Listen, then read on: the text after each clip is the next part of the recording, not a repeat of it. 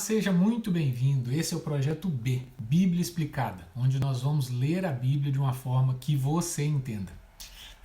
Hoje nós vamos continuar vendo o que aconteceu então após os descendentes de Noé começarem a se espalhar pelo mundo. Concluímos o capítulo 10 no vídeo passado e hoje vamos começar a partir do versículo 1 do capítulo 11 de Gênesis. O capítulo 11 de Gênesis, então, a partir do versículo 1, diz o seguinte: E toda a terra era de uma língua e de uma fala. É curioso observar, que esse evento da Torre de Babel, ele acontece antes de algumas narrativas do capítulo 10. Como nós vimos no versículo 20 ou no versículo 31, o que diziam lá? Versículo 20 e 31 de Gênesis 10. Então, versículo 20 de Gênesis 10, no vídeo passado nós lemos. Dizia o seguinte: esses são os filhos de Cã segundo as suas famílias, segundo as suas línguas. Então já mencionava que havia mais de uma língua. O versículo 31 também do capítulo 10 diz o seguinte: esses são os filhos de Sem, segundo as suas famílias, segundo as suas línguas. Então no capítulo 10 mencionou na genealogia que eles já eram famílias, nações separadas com línguas diferentes. Entretanto, na narrativa do capítulo 11, já logo no primeiro versículo, começa mencionando, para contar a história da Torre de Babel, que a terra era de uma língua só e de uma fala. Então todos falavam a mesma língua até nesse momento. Então, continuando, o versículo 2 do capítulo 11. E aconteceu que eles, viajando do leste, acharam uma planície na terra de Sinar e eles habitaram ali. Sinar corresponde à região da antiga Babilônia. Versículo 3. E eles disseram uns aos outros: vamos, façamos tijolos, queimemo-los. E eles tiveram tijolos por pedra e betume por argamassa. Diferente de um período posterior, onde havia uma vasta, como vou dizer, uma vasta variedade de materiais de construção, naquela época eles só tinham disponíveis ali tijolos queimados e betume para usar como argamassa. Versículo 4. E eles disseram: vamos, edifiquemos para nós uma cidade e uma torre, cujo topo possa alcançar o céu, e façamos para nós um nome, para que não sejamos espalhados sobre a face da terra. Aqui, o versículo 4, ele mostra, como diz, que esses eventos foram motivados assim pela ambição do homem. Então, vamos dizer, expressões como vamos e façamos para nós, ou edifiquemos, são expressões que mostram, assim, denotam que eles estavam querendo fazer alguma coisa por esforço próprio. Nós vamos fazer. Em segundo lugar, fala assim: edifiquemos para nós uma torre que alcance os céus. Quer dizer, um desejo de ter acesso aos céus, aos domínios de Deus. É uma conotação também desse trecho. E a expressão assim, façamos para nós um nome, demonstra um desejo deles terem uma glória própria. Então, quer dizer, façamos para nós um nome, para nós sermos reconhecidos. Então, tudo isso motivado pela ambição. E, por fim, a razão de terem feito isso é para que não se espalhassem pela terra. Quer dizer, eles estavam ali e falaram: vamos fazer para nós aqui uma torre, vamos juntar aqui, ser uma nação forte, ter um nome, para que nós não nos espalhemos sobre a terra, que nós sejamos, unidos somos mais fortes. Mas isso contrariava a ordem de Deus, que era justamente o contrário, que eles multiplicassem e enchessem a terra, não ficassem concentrados em um só lugar. Vamos continuar então com o versículo 5. E o Senhor desceu para ver a cidade e a torre que os filhos dos homens edificavam. Quer dizer, apesar da tentativa de eles quererem alcançar o domínio de Deus, Deus ainda tinha que descer para ver a cidade e a torre.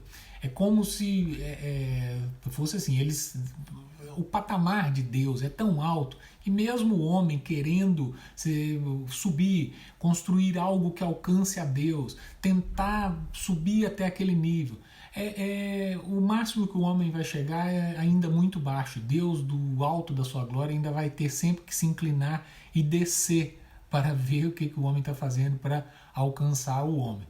Então essa é como diz, vamos falar assim, a explicação, né, dessa expressão. É uma maneira de se entender. Então as tentativas humanas de tentar atingir o patamar de Deus ou conquistar a glória de Deus sempre terminam em fracasso e em frustração. Bom, versículo 6.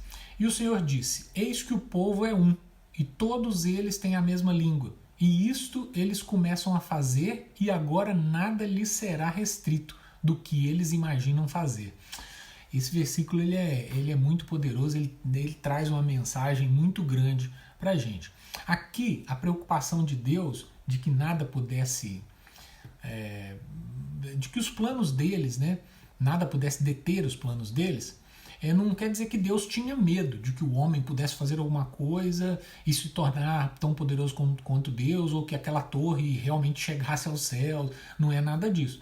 A preocupação de Deus é que, na verdade, uma grande tristeza de Deus em ver que o homem, se não fosse ali freado de alguma forma, ele poderia vir sim a se tornar poderoso de uma certa forma e de repente desenvolver, ou com esse poder que ele teria ali, com essa força que ele teria ali, desenvolver os seus objetivos. Né? O desejo humano, sem a direção de Deus, ele pode ser perigoso. Esse poder todo que o homem ia ter ali, se ajuntando e realmente formando uma nação forte, os intentos, os objetivos não eram, vamos dizer, os melhores. Então o temor de Deus com relação a isso, né, o receio de Deus, novamente falando isso aí, não é que Deus tinha medo disso, mas assim, o cuidado, vamos falar assim, de Deus para chegar ali e acabar com aquela situação, primeiro porque a ordem era que eles se espalhassem, e segundo é que Deus viu que o homem estava tomando um outro rumo, estava querendo se fortalecer e não com as melhores intenções. Ok? E quando eu falei do versículo 6, veja bem, e o Senhor disse: Eis que o povo é um só, todos eles falam a mesma língua, e tudo que eles começam a fazer, e agora nada lhes será restrito. Então é muito interessante a gente tirar uma lição disso. Quando a gente fala a mesma língua, quando a gente está junto com pessoas que têm os mesmos propósitos que nós, né, nada nos será impossível. Então, isso, como diz, quando se fala a mesma língua, num relacionamento, até hoje vamos falar assim, numa relação comercial, profissionalmente, na igreja. Então, quando se entende, quando estamos unidos com o mesmo propósito, nada pode nos deter. E isso é muito poderoso, e no versículo 6 do capítulo 11 de Gênesis, Deus já nos ensina, nos dá essa grande lição. Então, se você quer ser bem-sucedido em tudo, né, tenha um propósito, se alie com pessoas que têm o mesmo propósito que você, falem a mesma língua, se entendam e vocês serão imparáveis. Né? Bom, e então, a partir daí, Deus decidiu fazer uma coisa, né? Eles decidiram se juntar, fazer aquela torre, aquela coisa toda, a terra toda falava uma língua, e o versículo 7 vai dizer o quê? Então, vamos, desçamos e ali confundamos a língua deles, para que eles não possam entender a fala uns dos outros. E assim o Senhor os espalhou dali sobre a face de toda a terra, e eles deixaram de edificar a cidade. E por isso o nome dela é chamado Babel, porque o Senhor ali confundiu a língua de toda a terra. E a partir dali o Senhor os espalhou sobre toda a face da terra. Então a ação de Deus teve dois resultados aqui. Uma vez que a língua deles foi confundida, colocou fim a um empreendimento que eles tinham. Como nós falamos, o versículo 6 diz, se você, vamos falar assim, falando para nós, se vocês falarem a mesma língua, se entenderem, se unirem, nada poderá deter vocês. Então o que Deus fez? Bom, esse não é meu objetivo, eu quero que eles se espalhem. Foi lá e confundiu a língua deles, eles já não falavam mais a mesma língua. Só isso já foi o suficiente para dar errado e eles se espalharem. E em segundo lugar, então, as nações também não tiveram outra opção a não ser se espalhar pelo mundo cumprindo a ordem original de Deus, já que agora eles não falavam mais a mesma língua. E com isso, então, conclui-se a história da Torre de Babel.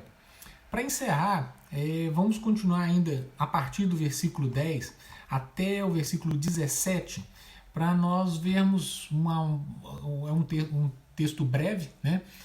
A linhagem, então, familiar de Abraão, né? A partir de Sem. Porque dessa linhagem é que viria a nascer Jesus o Salvador. Então, a partir do versículo 10 diz o seguinte: essas são as gerações de Sem. Sem tinha 100 anos de idade e gerou Arfaxade, 2 anos depois do dilúvio. Sem viveu, depois que gerou Arfaxade, 500 anos e gerou filhos e filhas. Arfaxade viveu 35 anos e gerou Salá. E Arfaxade viveu, depois que gerou Salá, 403 anos e gerou filhos e filhas. E Salá viveu 30 anos e gerou Éber. Lembra de Éber? E Salá viveu, depois que gerou Éber, 403 anos e gerou filhos e filhas.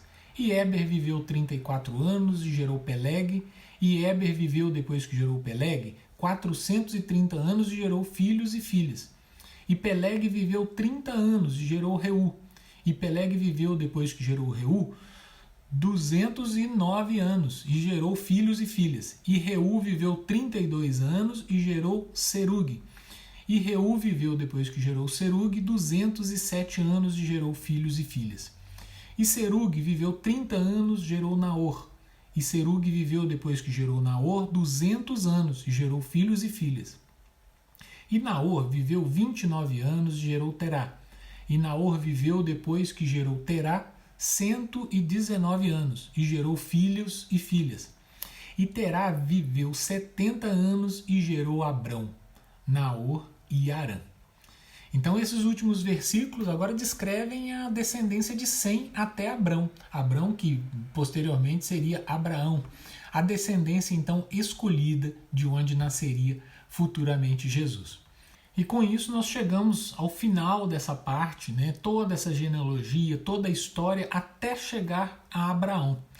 E a partir do próximo vídeo nós vamos começar uma sequência já entrando na história de Abraão propriamente dita.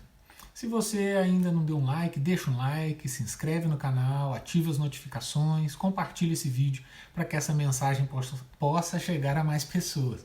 Tá? Um grande abraço e fique com Deus.